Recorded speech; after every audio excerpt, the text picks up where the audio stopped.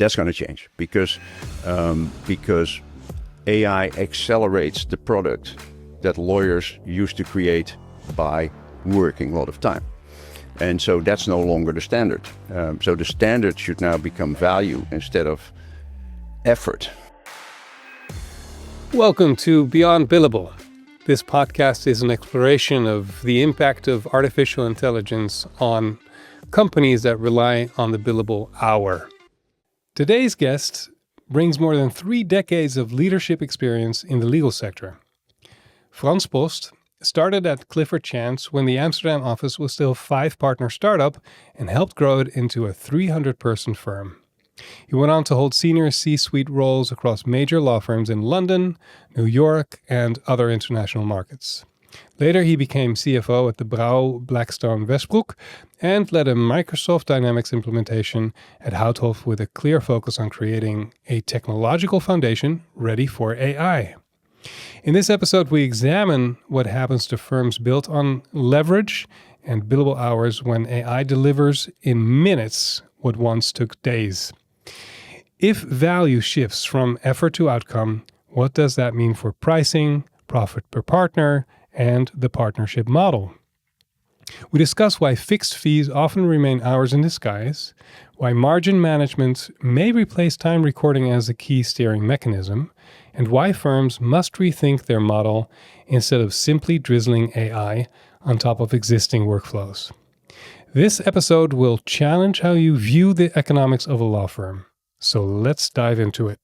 We recorded this conversation on the Gewoon Boat, a great place for law firms and legal departments to step back, slow down, and have exactly the kind of conversation we explore in this episode.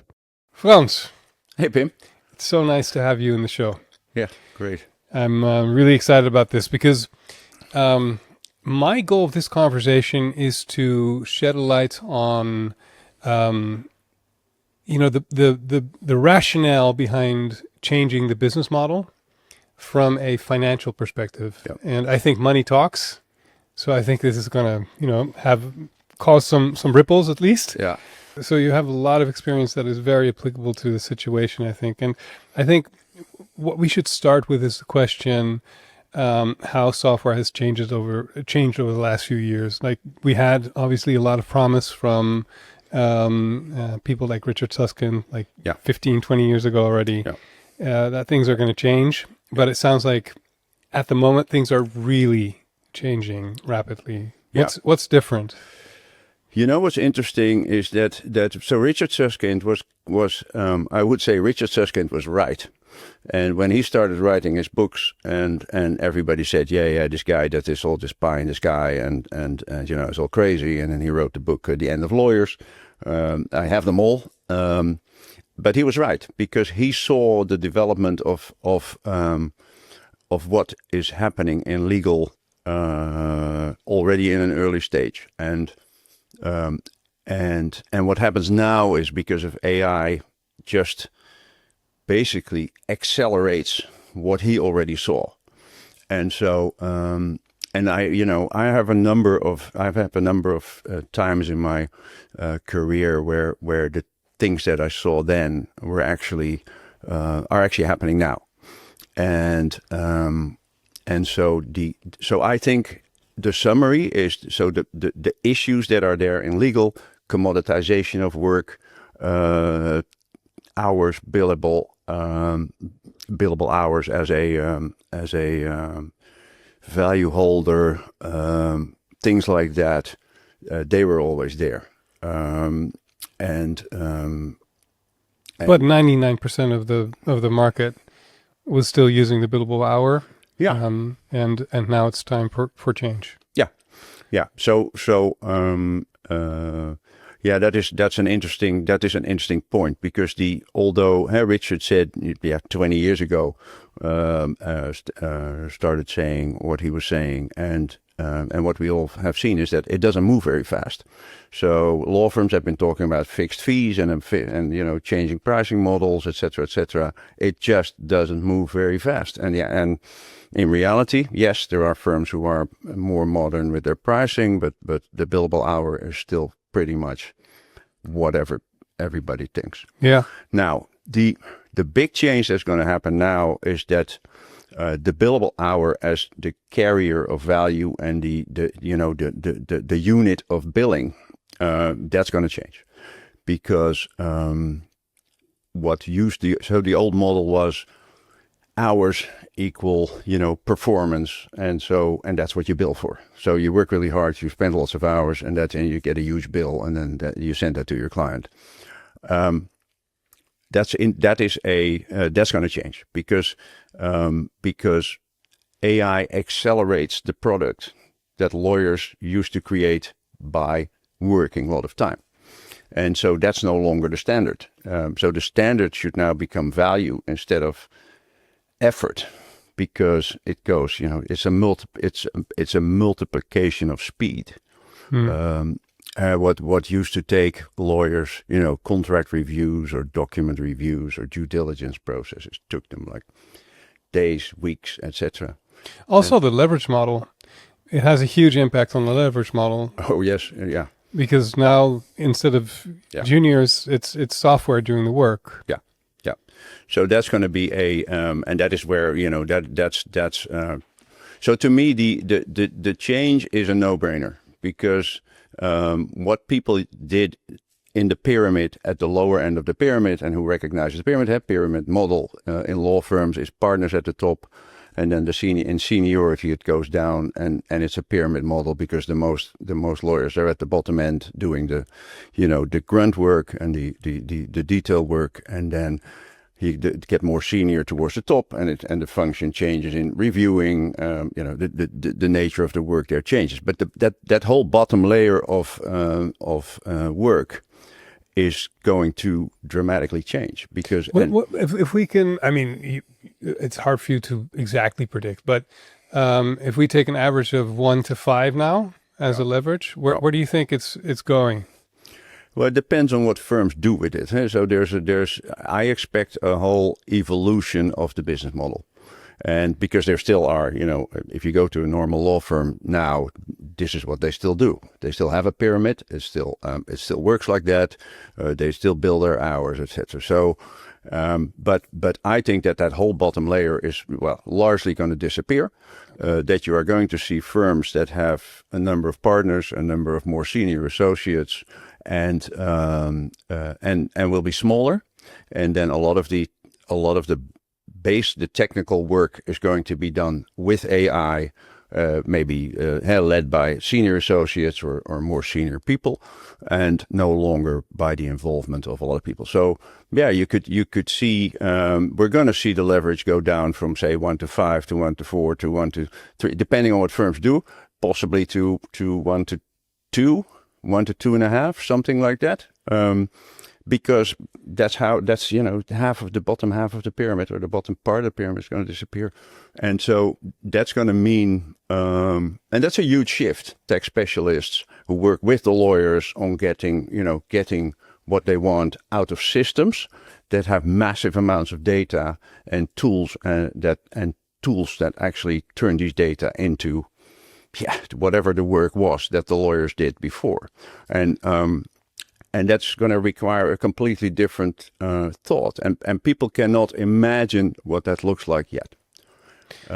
It has an implication, because if you go from 1 to 5 to 1 to 2, something has to change. So basically the profitability per person needs to skyrocket. Well, that is of course an interesting question, because if you think, like I still think most lawyers and most partners think at the moment, is they think about the model still as leverage. So they say, okay, if you're a partner, you record so many hours, and then you have 5 people working for you. They also record hours, and together that makes a big revenue, and you take off the salaries and that's for the partner. That's the model, how it works, and that's a lot of money. I think people cannot imagine, and this is all based on the more hours you make, the more money you make. That's the model. Whereas other industries think the other way around. They think, for how much money can I sell a car? So what's the cheapest way to make this car while maintaining the quality? Law firms don't think like that. They never think about how efficiently can I do this? No, they'll just say, okay, this is the work that needs to be done. This is the people that I need. So that's what it's going to cost, period. And if a client says, well, that's too much, then they say, yeah, but this is what it costs. I don't know how else to do it. And so that's a very traditional way of thinking, but starting with basically yourself and the view of basically the only measure that there is hours and rates. Okay, I can give you a discount on the rates, 20% or something like that. Makes it a little bit more cheap, but that's not thinking in efficiency. That's thinking in, pricing.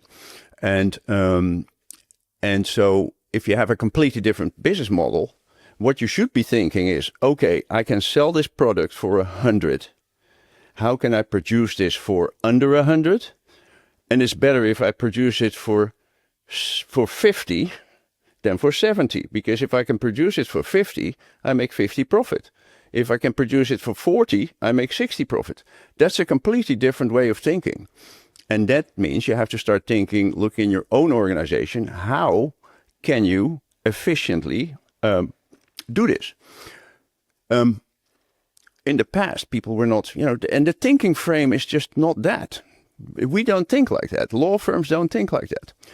They've come up with fixed prices because clients want that. Clients want to know that if they do a certain thing, it costs 25. And then the lawyer says, yeah, okay, I can do it for 25. But basically, before they say that, they've calculated, okay, I need so many partner hours, so many hours of this, so many. Fixed fees are also hourly rates. It's just a different, same shit, different pepper. That's how you, sorry for my French. And that's how, as a finance, that's in finance, how you create fixed prices, because you simply say to a partner, how much time are we going to spend? So much and so much. Okay, how much rates? And then that's it. So how did you get to the symbolic 100? Like, how do you actually determine I can charge 100 for this type of work? Yeah, well, that is interesting, because my view is that price is determined in the market under competition. So if firm A can do it for 100 and firm B can do it for 100, you pick the firm that you like the best.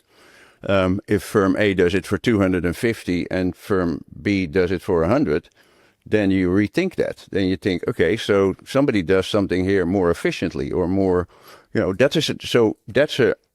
that's market price. So if the legal costs for a certain M&A transaction are normally X, then that's what it costs in the market. And we know this for many other products. We know what hagelslag costs in the supermarket, or we know what a car should cost, and we can compare cars, and we can compare a BMW to a Volkswagen to a Zeekr nowadays, and say that is better value for money. So the price is set in the market, not because of how many lawyers you have. In the past, law firms think that price is set because it depends on how many lawyers they have. That's no longer true. Now, where you see this start to shift is, of course, because clients now say, okay, but we now have this fabulous tool that's called AI, because now they can quantify that what somebody used to do in 40 hours can now be done in 4 minutes or in 40 minutes. It's no longer 10% less or 20% less. It's a fraction. It's a fraction of the cost. If you see what AI does with contracts or with comparison or with, it's incredible. And it can create part of the product that law firms do in a fraction of the time. That triggers clients. And clients are going to say, okay, so you have all these junior lawyers. They are really slow. I don't want to pay for that, because I know that if you ask the right prompt, you get the same product out. So how is this going to work? And then law firms are saying, well, okay, well, yeah. The discussion around this is, should we tell our client that we use AI? Yeah. That's what partners ask. Yeah. Should we tell our client that we use? That's nuts. Yeah. That's nuts. It should. That is not, and should be a given. We think that now. Yeah. 2 years ago, I sat in a round table with a bunch of law firm partners of big firms and small firms, and people said, AI, no, that's not going to impact me. That's 2 years ago, right? And people thought this was not happening. And now the firms start to tilt a bit, and they start to, every firm uses, well, not every firm, but a lot of firms use tools and start to use engaged tools, but they still see them as tools to make the lawyers, work and blah, blah, blah. That's not a model. Because what is then going to happen is that, so I spoke to partners who said, so how are you going to solve this? They said, well, people can work much faster, so we just have to get more work. That's with this AI tool that is going to be super disruptive, already is, but thinking in the completely old way. Just think, okay, but yeah, we have these lawyers, we charge the hours, they can just do more. No, I don't think so. I think the lawyers are going to disappear. At that level. You've given a lot of examples of lawyers basically charging too much because they're using, times price, right, to establish on a price. But does it also happen the other way around, where lawyers actually undercharge because they're using the billable hour?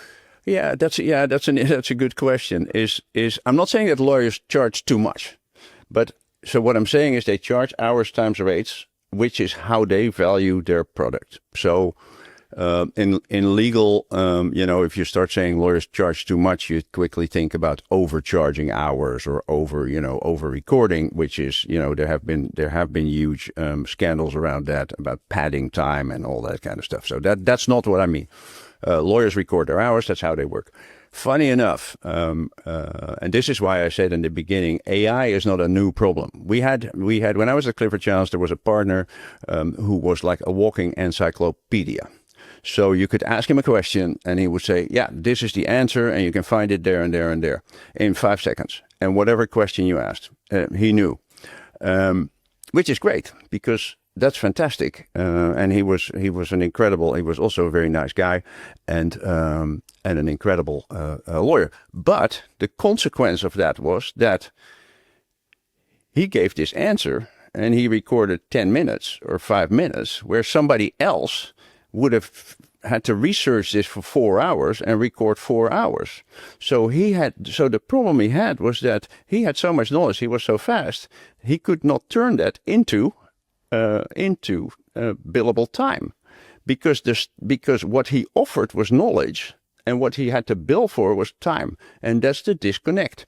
And so this is why I keep saying that a lot of the things that now happen with AI and that you see with AI are not new. This partner with all this knowledge at the snap of a finger was the AI of now, because now stuff that people need to spend hours on can be done by AI in seconds, just like this guy did that in seconds.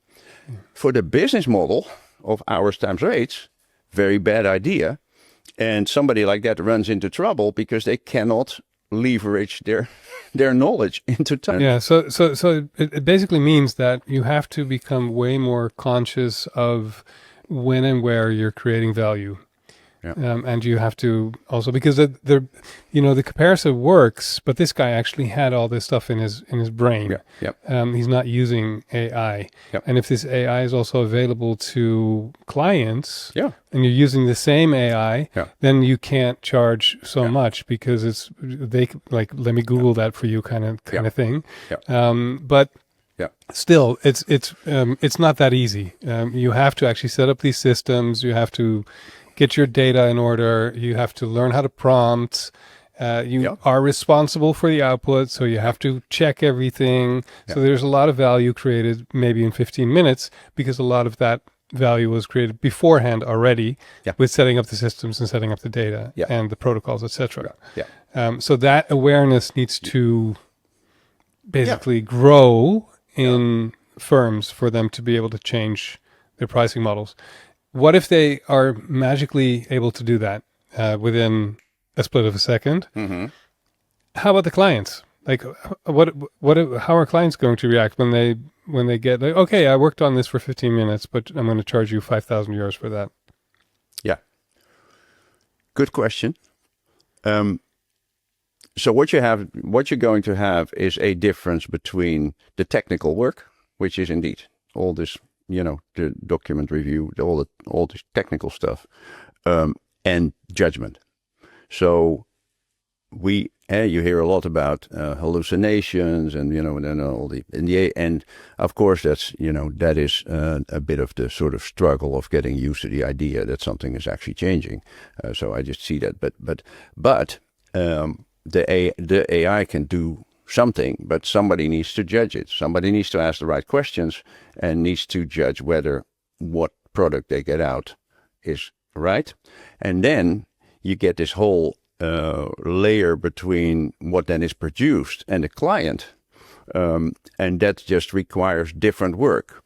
So Vincent Afferty of Houthoff, I just saw him last week on LinkedIn, and he was saying and Houthoff is pretty, I think, advanced in their thinking about innovation and change and analyzing what's happening. But so he was saying the nature of the work is going to change for lawyers and for partners.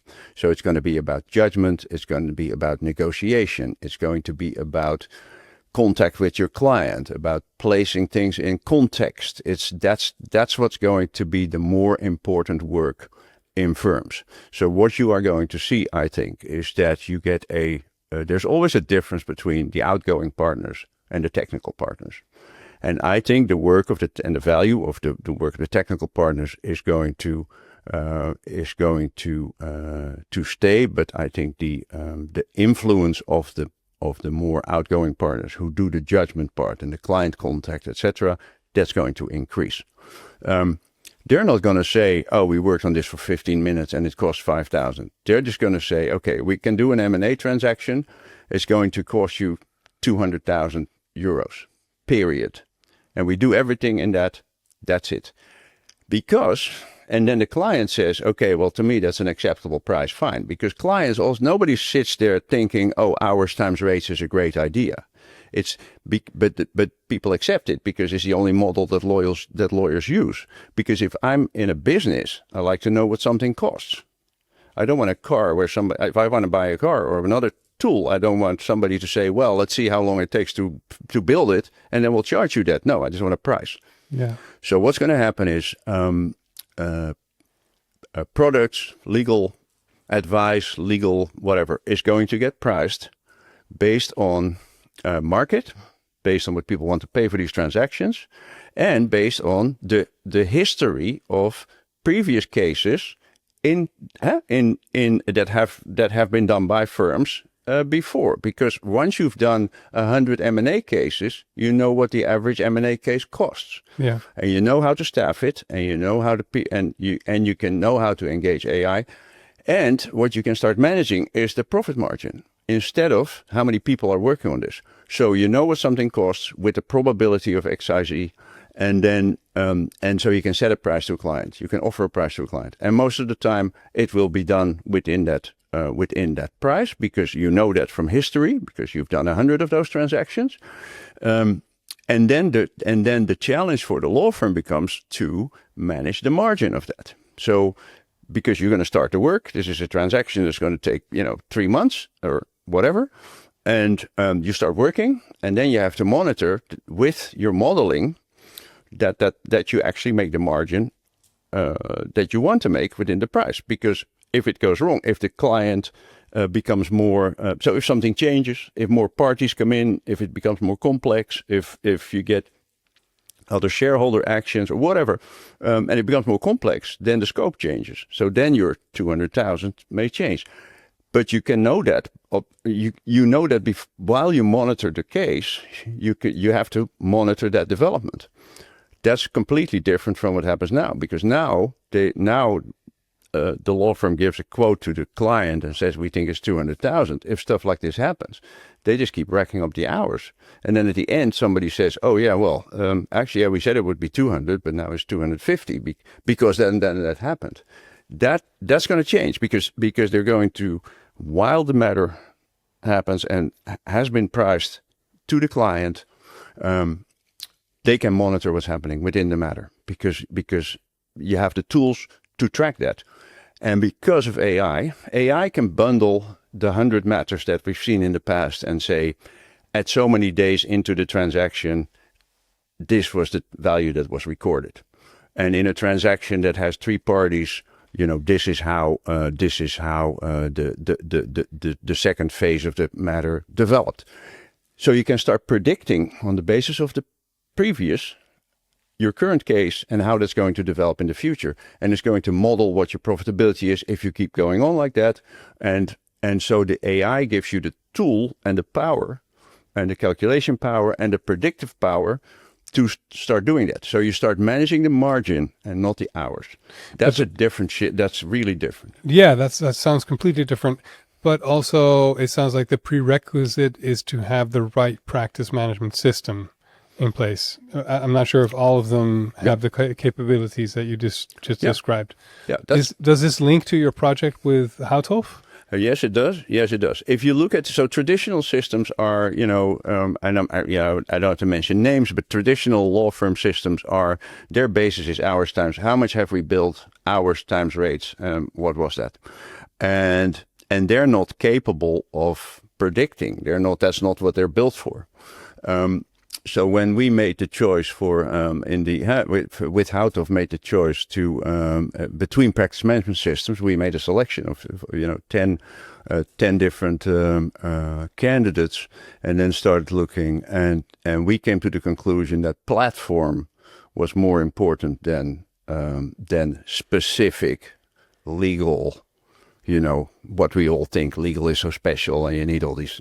Ultimately, it was hours times rates, but what we said was data and AI are going to become much more important than a legal specific application, and so that's one of the things that drove us towards the larger providers. So Microsoft, Oracle, big systems.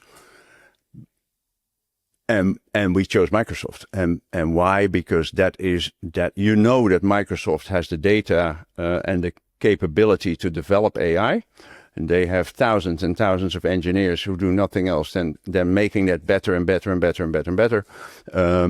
And that means that if you're in their systems, you benefit. If they develop co-pilots, it's just happening. You don't have to do anything. And whereas other single application providers have to start thinking about, how are we going to do this with our data? So the choice was really for platform, and the platform is because that makes you ready for data processing, for AI, for data analysis, and to start using that into the business and into better predictability and into different models. Yeah, and this has more effects or more advantages than only the capability to be able to price, because if you have this data structure in place, there's so much information to be gathered from that, which can be used to advise your clients about, to basically create intelligence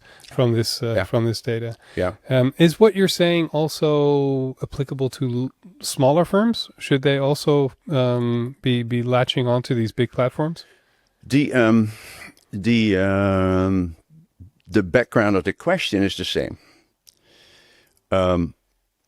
Of course, it's not the only question, but if I could choose a system if I could choose Microsoft for a small firm, with all the AI capability and the data and those advantages and think that I could leave it, then I would choose that rather than an application that isn't developed to do this.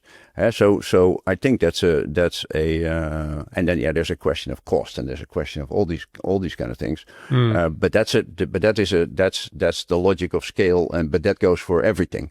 Can you afford a pricing director in a large firm or in a small firm? Yeah, that depends on how you look at it.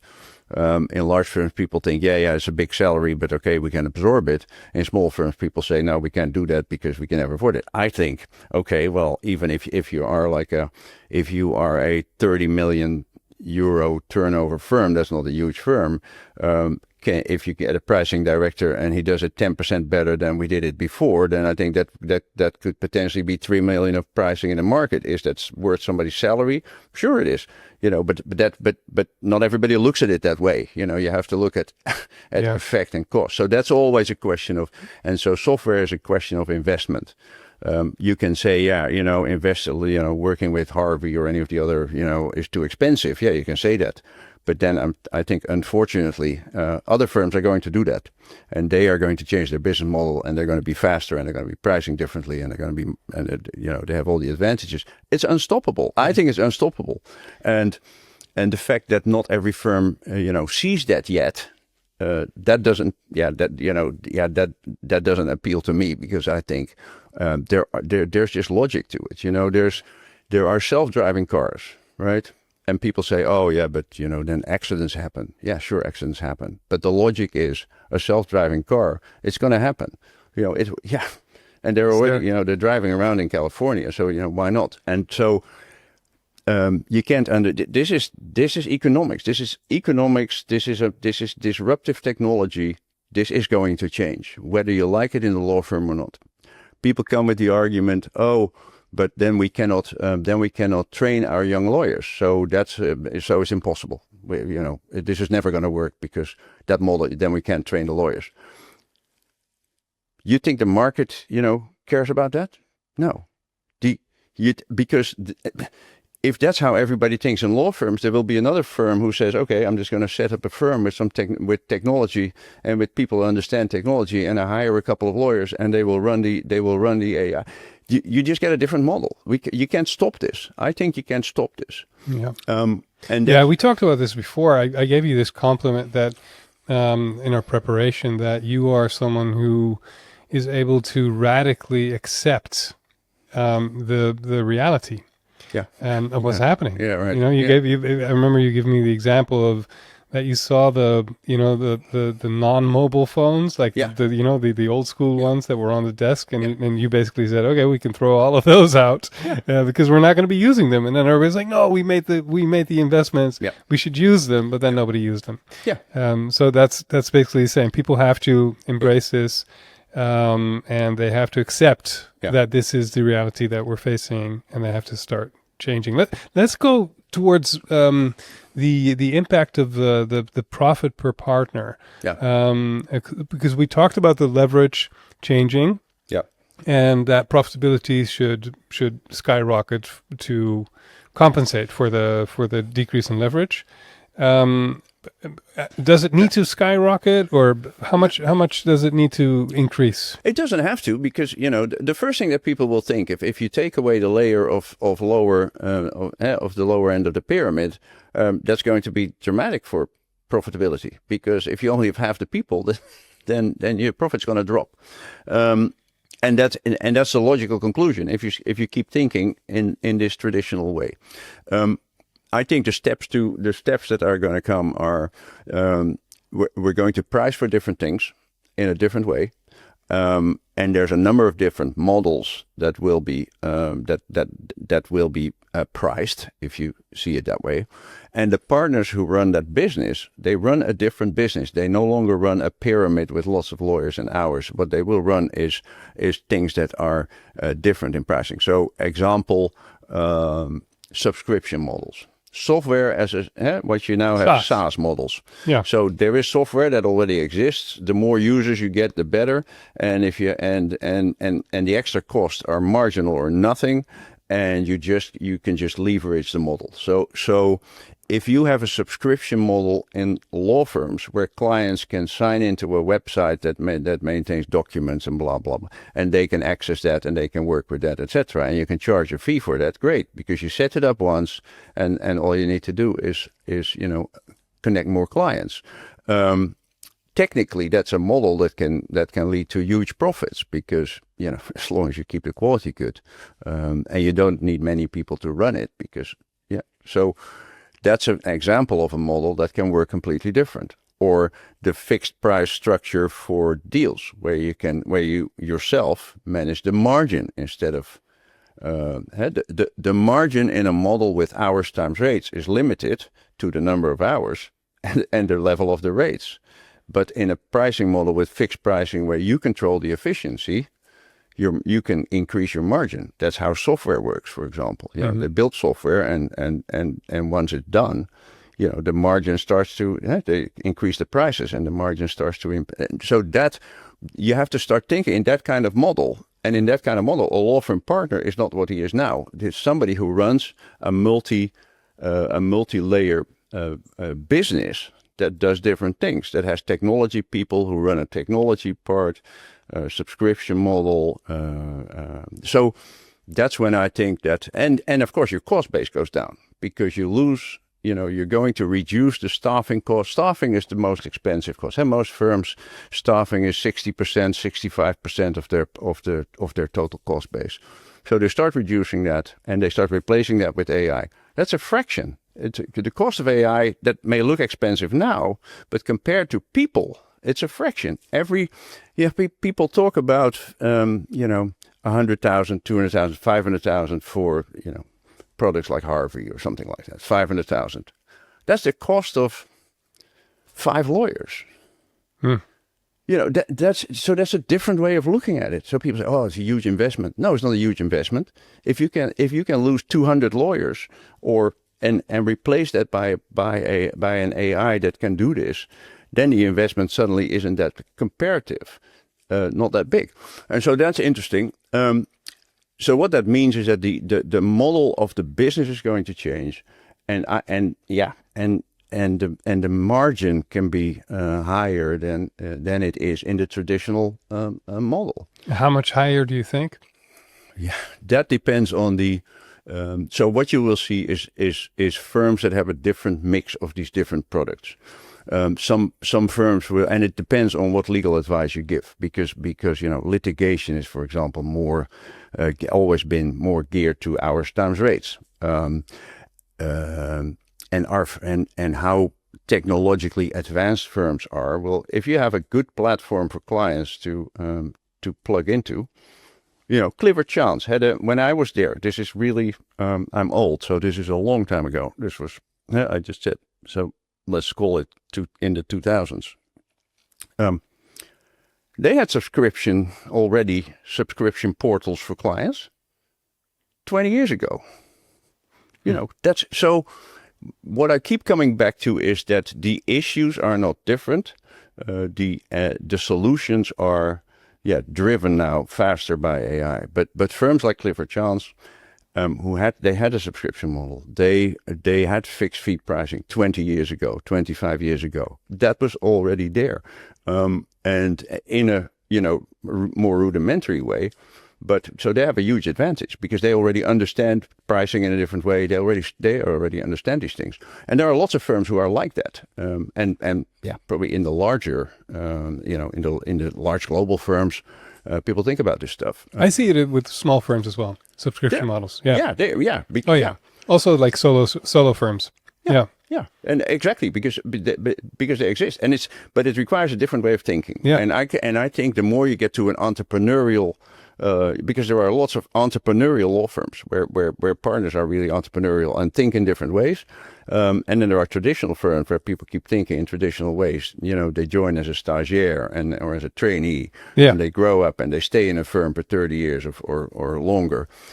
Thinking the same way with all the people around them, thinking the same way and just motoring on because it's been very successful and of course very successful businesses and where people have fun and they like it with the people who are, like them and firms who are like them and provide high quality advice. And that's great. It's a great model. It's been a great model. We've had a good run. Fantastic. Yeah. It's been a great model so far. And the fact that despite all the technological change and all the chatter in the market about pricing and blah, blah, they're still to a degree doing the same. They say we must be doing something right. Yes, that's right. So it's been a great model, but let me try to squeeze a number out of you, maybe just by throwing it out there, and you say higher or lower. But so a 25% increase in profits per partner, is that viable? Possible. Can I go higher even? Yeah, everything is possible. Everything is possible. It's hard to. law firms are. We always think that the legal market is a certain thing, but it's not. Law firms are such a broad. You go from one partner high street, or one person high street, or to social lawyers, to high-powered corporate M&A, to firms with 3,000 people or 5,000 people. To it's a huge different countries, different spread, international, local, boutique. It's hard to say what's a number for. Maybe we should just challenge the listeners to do the math, like sit behind Excel. And just do or like how we say in Dutch, like be on the backside of a beer thing. I don't know how to say it in English.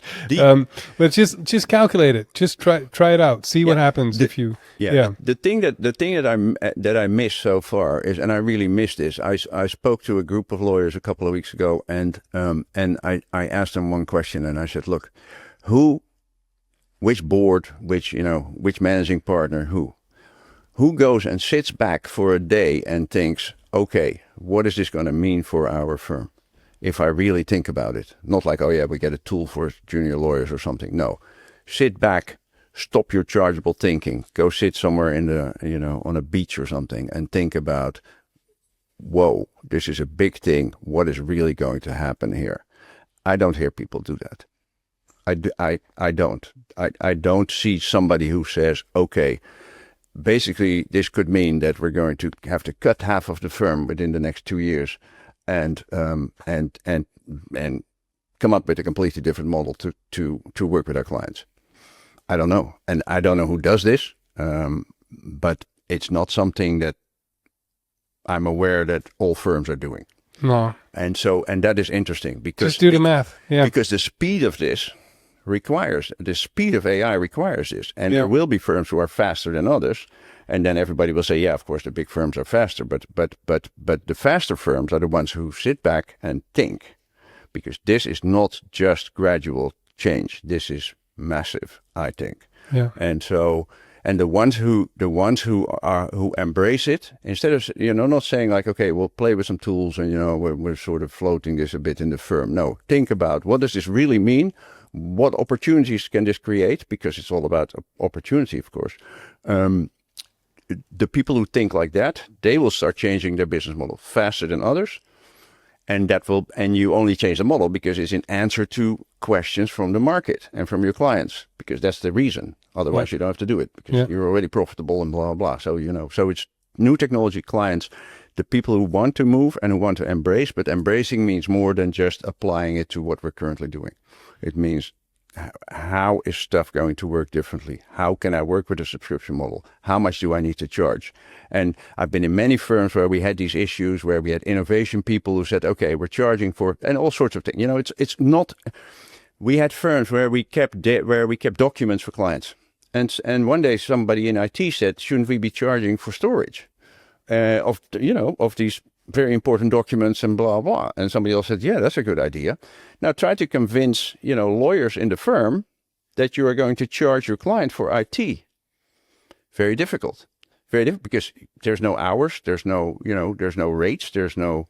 How are we going to bill that? How do you do that? Yeah. And that's a simple example. And so all these things they're not new ideas.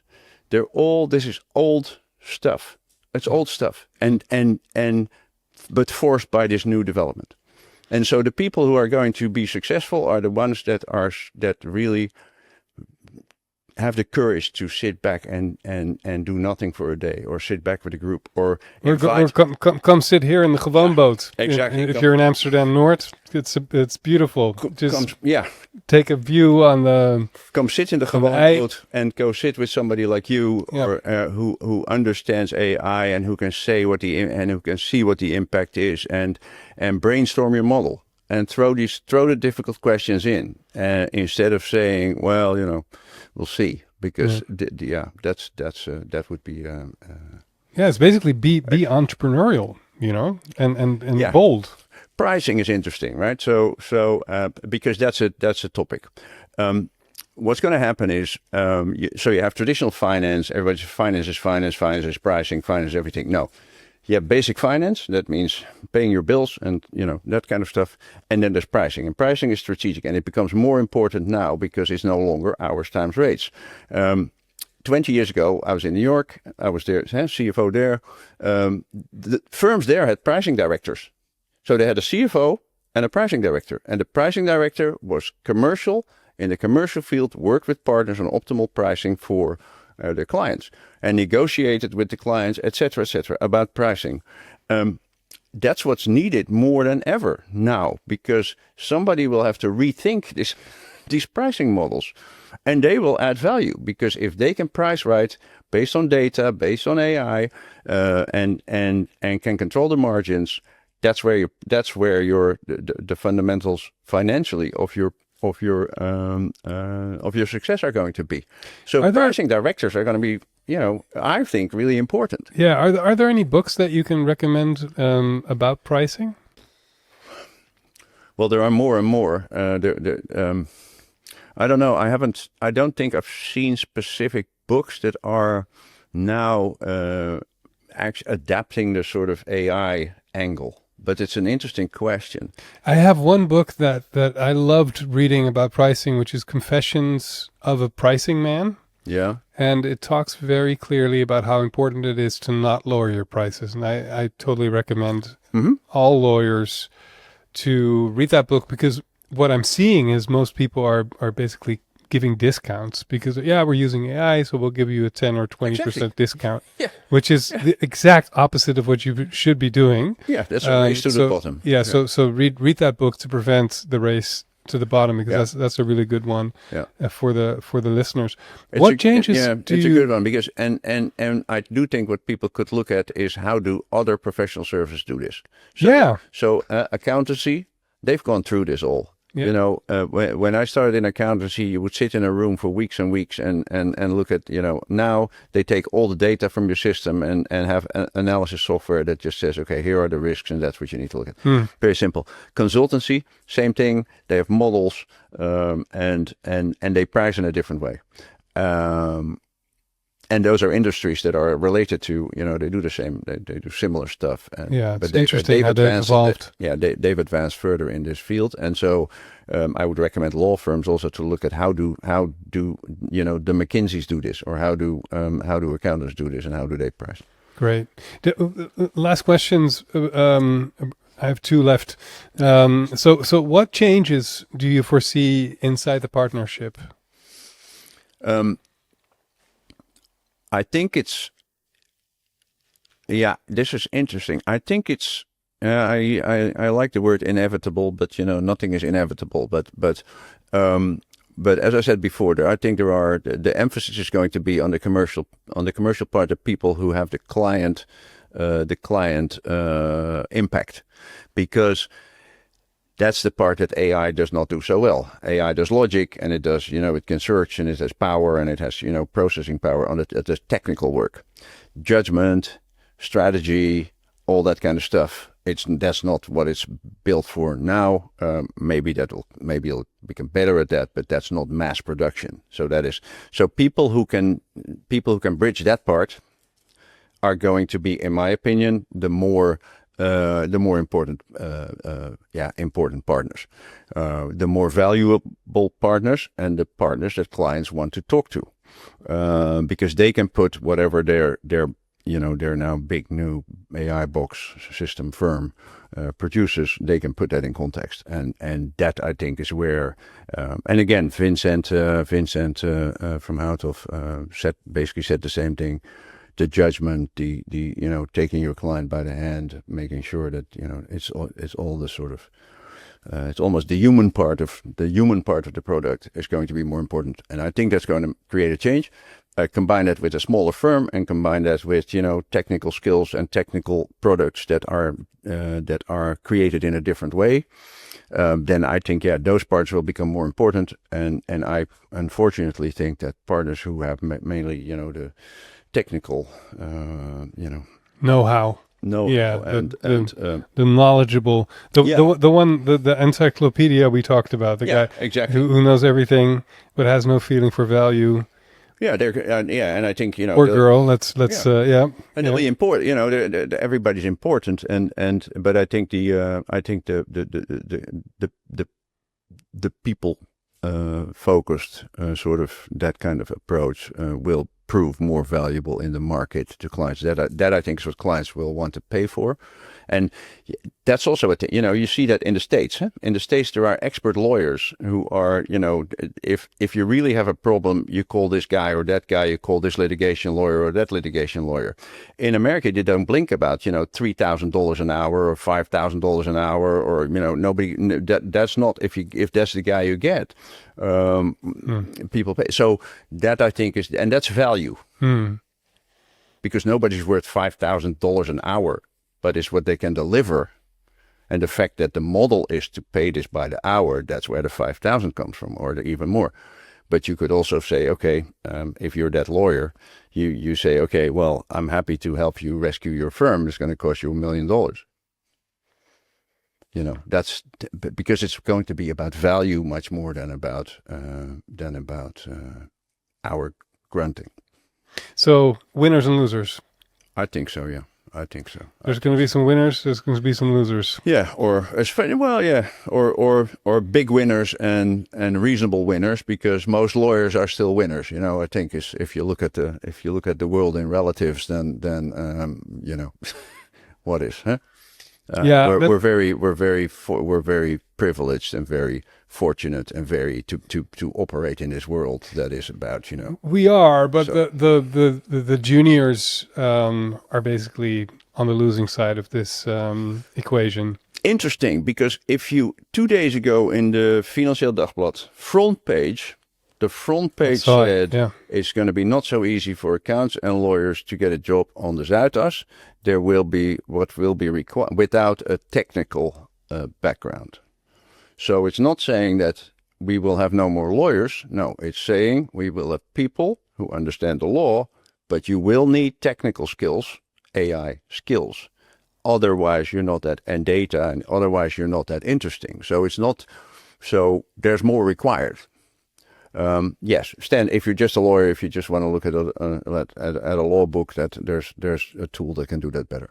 So the requirements go up, the requirements change, and what you will see is, I think that people who have a law degree and who understand AI and who can do something with that, I think that would be a good basis to start at a firm. And they're interesting for firms because the firms, they'll have to develop, and they just learn in a different way. But so I don't think necessarily losers, but I do think that people who now go to law school thinking that the legal market keeps growing and that their jobs are just easy and that that firms are going to be fighting for them, I think that's going to get less and less and less because But again, it's not new. Commoditization of work, and who wants to pay X hundred per hour? It's not going to happen. So. Yeah, but even then, with the law degree, you're still going to university. You're still a smart guy. You'll find something else to do, and also I think, I would for lawyers, I would see it as an opportunity, because if you do embrace the technology, if you do embrace AI, and most people want that, a lot of what you hear is at law firms is people who come and work at a law firm say, which tools do you use in AI? How do you? And if a firm says, oh yeah, we don't use that, they'll go somewhere else, because to them that's also not interesting. So it'll be, and I think that'll also go fast. Yeah. Great. Are there any other things you want to share with our audience? Well, I think I've talked a lot. So you have, but that was the whole goal. It's such an interesting subject, and what is fascinating is that for me what you see happen in the world. And I mention self-driving cars, but I also see boxing robots, and I see spaceships to Mars, and there's technology is so incredible. I can see what you see in the phones. You see the whole, all the semiconductor, you see NVIDIA. All the development is so fast. And yet I've been in law firms since 1990, which is, and it's 2026. So I hardly can say that's like 30 years in law firms, over 30 years in law firms. And how stable that model has been, and how little yes, they It's change, insane. and the big firms develop, and there's a lot more going on than people see. But basically, the model is intact. It's still a pyramid as it was 30 years ago, and the pyramid's been growing, growing, growing, and the legal market's been growing, growing, growing, and the rates have been going up, and the profits have been going up, and it's been a fantastic ride for the last 30 years. Amazing, and what fascinates me is how people are stuck in that model because they've been there for 5 years, 10 years, 20, 30 years successfully. But now suddenly there is something that changes so rapidly that that has to adapt. And that's I find the most fascinating, because how are firms going to deal with that rapid change in the market while they have been so stable in a certain model and don't really feel like changing that. That's I think is the takeaway from here, and that's why this subject is so fascinating. I 100% agree. Thank you so much for your time. Thanks for having me. It's great. It's been really fun. I agree. Thank you. Hey, this is Pim again, and I have one question before you go. Would you like to receive an email from me each time the new episode drops? It includes a summary and highlights and some snippets from the conversation, and you would receive it on a bi-weekly basis. It's short and sweet, and you'll never miss an episode. If you want to do that, just go to pimbetist.com and you can sign right up. So just type that into your browser, pimbetist.com.